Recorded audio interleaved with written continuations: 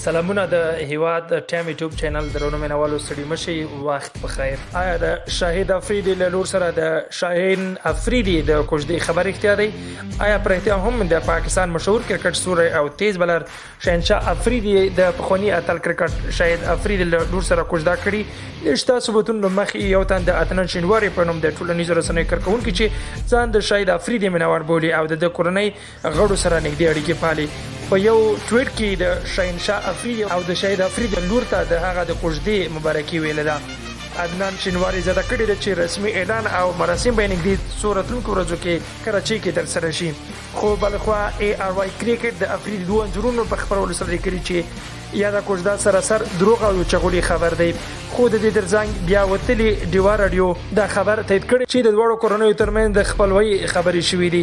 خو د کوژدې مراسم به د دوړو خواو د بختیو لمن وزندګي او یا به هم مستقیم په وده بدل شي. بلخوا پاکستاني رسنۍ جی نیوز هم په خپل یو ریپورت کې دا کړی دی چې د خپلوي لپاره د دوړو کورنیو ترمن ټولي چارې سره رسیدلې دي.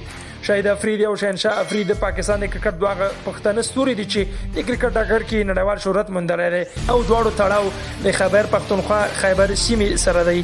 په راپورونو کې دا هم ویل شوي دي چې د شهنشاه افریدي پلار ایاز خان رسنیو ته ویلي چې دواړو کورنۍ لخوا یو بل سره پخوانۍ اړیکې لري او د شهنشاه افریدي کورنۍ خپلوۍ ته تیاری ښودلی دی چې ډیر ژر به کوژده وشي.